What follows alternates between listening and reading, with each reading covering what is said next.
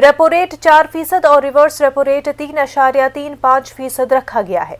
Governor दास ने कहा है कि मईशत कोरोना की दूसरी लहर से उभर रही है।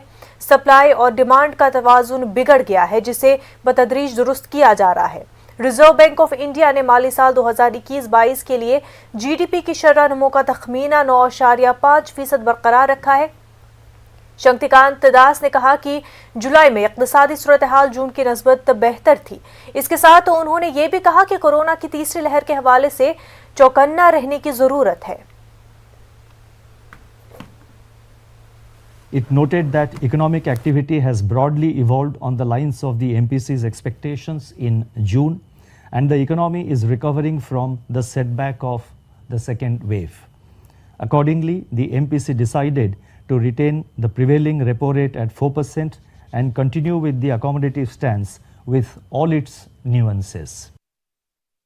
शिवराज सिंह काबीना की एमपी मीटिंग आज इनकाद होगी। भोपाल मंत्रालय में 12 बजे होने वाली काबीना मीटिंग में यूं तो 1 दर्जन तजावीज़ पर गौर किया जाएगा, लेकिन काबीना मीटिंग का खुसूसी फोकस ग्वालियर चंबल डिवीजन में आए सैलाब और वहां के लोगों को राहत देने पर होगा।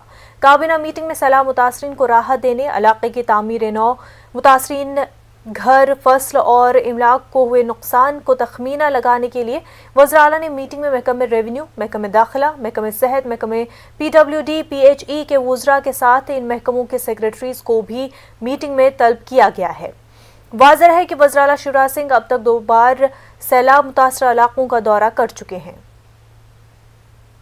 मध्य प्रदेश में आए सैलाब को लेकर बीजेपी और कांग्रेस के बीच इल्जाम की सियासत जारी है। भोपाल हुजूर असेंबली हलके से बीजेपी के रुकन असेंबली और साबिक प्रोटेम स्पीकर रामेश्वर शर्मा ने पूरे मुल्क में सैलाब और कहत साली के लिए कांग्रेस को मुर्दे इल्जाम ठहराया है। रामेश्वर शर्मा का कहना है कि साबिक जहानी वज़ीर-ए-आज़म अटल बिहारी वाजपेयी के जरिए नदियों को जोड़ने का प्रोजेक्ट तैयार किया गया था, लेकिन कांग्रेस की हुकूमतों के जरिए मौजूदा प्रोजेक्ट पर काम नहीं किए जाने से आज न सिर्फ मध्य प्रदेश बल्कि पूरे मुल्क को सैलाब और कहत साली से दोचार होना पड़ रहा है। वहीं कांग्रेस ने बीजेपी के इल्जाम पर जवाबी हमला करते हुए अपने दागदार दामन को देखने का मशवरा दिया है।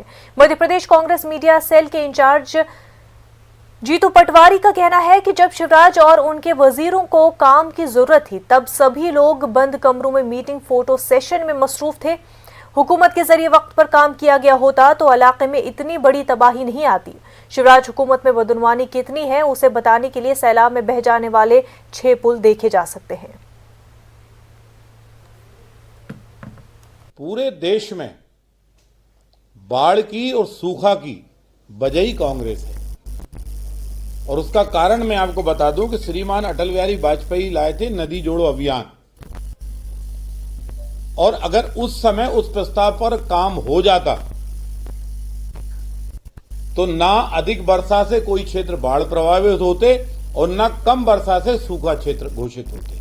क्योंकि नदियों को अगर हम एक दूसरे से लिंक कर देते, क्योंकि हम ये मानते हैं कि कुछ ही नदी हैं जो 12मासी हैं, बाकी नदी बरसाती हैं, और बरसाती नदियों का जो पानी का फ्लो आता है उसको हम 12मासी नदियों में और आसपास के नालों में जब कन्वर्ट कर देते तो सारे क्षेत्र में पानी होता, रिचार्ज भूमि होती, हरियाली जिंदा होती, और बाढ़ की त्रासदी से किसी को जान देनी नहीं पड़ती, और सूखे के कारण भी किसी को परेशान होना नहीं पड़ता। हर पहलू पर शिवराज सिंह और उनकी सरकार फेल हुई। बाढ़ भयावता थी, उसकी प्री मानसून की तैयारी करनी थी, शिवराज जी सफारी कर रहे।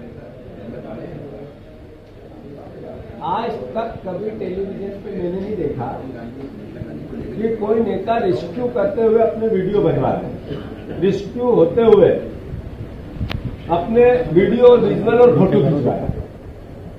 प्रदेश का गृह मंत्री किस मानसिकता से काम करता है कि जब लोगों को बाढ़ से बचाना था तब अपने वीडियो विजुअल बनवाया। ये अपने आप में एक पाप है, अपराध है, और हम इसकी निंदा करते हैं। वज़ीर-ए-आज़म नरेंद्र मोदी आज शाम 6 बजे